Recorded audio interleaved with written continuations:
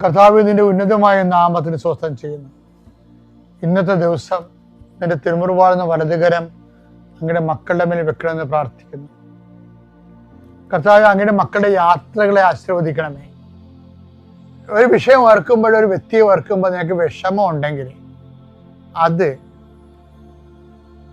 കർത്താവ് ഈ നിമിഷം ഏറ്റെടുക്കുകയും നിനക്ക് വേണ്ടി ഈശോ വാദിക്കുകയും ചെയ്തുകൊണ്ട് നിന്നെ അവിടുന്ന് സന്തോഷത്തോടെ തിരിച്ചു കൊണ്ടുവരട്ടെ. നിന്റെ സാമ്പത്തിക പ്ലാനുകളെല്ലാം, നിന്റെ പദ്ധതികളെല്ലാം 10 പൈസ നിന്റെ കുഞ്ഞുങ്ങൾക്കും കുടുംബത്തിനും വേണ്ടി സ്വരുക്കൂട്ടാൻ വേണ്ടിയുള്ള നടപടികൾ ഈശോയുടെ നാമത്തിൽ സംരക്ഷിക്കപ്പെടട്ടെ. കർത്താവെ, കുറേ നാളായി പരിശ്രമിച്ചിട്ടും ഒന്നും നടക്കാതെ ഇപ്പോഴും ഒന്നേം തന്നെ കിടക്കുന്ന ആൾക്കാരുണ്ട്.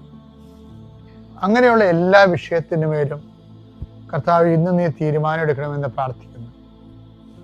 എൻ്റെ കർത്താവിൻ്റെ ഉന്നതമായ നാമത്തിൽ, സഭയുടെ അധികാരത്തിൽ, കുരിശിൻ്റെ അടയാളത്തിൽ സ്ഥാപനങ്ങൾ നടത്തുന്നവരെ, സ്ഥാപനങ്ങളുടെ ഉത്തരവാദിത്തങ്ങൾ ഏറ്റെടുത്തിരിക്കുന്നവരെ, അവിടെ നിങ്ങൾ നടത്തിക്കൊണ്ട് പോകുന്നതിന് എതിരാളികളുള്ളവരെ, അത് ബിസിനസ്സാകാം, സ്കൂളാകാം, ആശുപത്രിയാകാം, മറ്റെന്തെങ്കിലും തരത്തിലുള്ള കാര്യങ്ങളാകാം, എതിരാളി നിങ്ങൾ അകപ്പെടുത്താൻ ആഗ്രഹിക്കുന്നവർ അവരുടെ കൈയും കാലം നിർവീര്യമാകട്ടെ.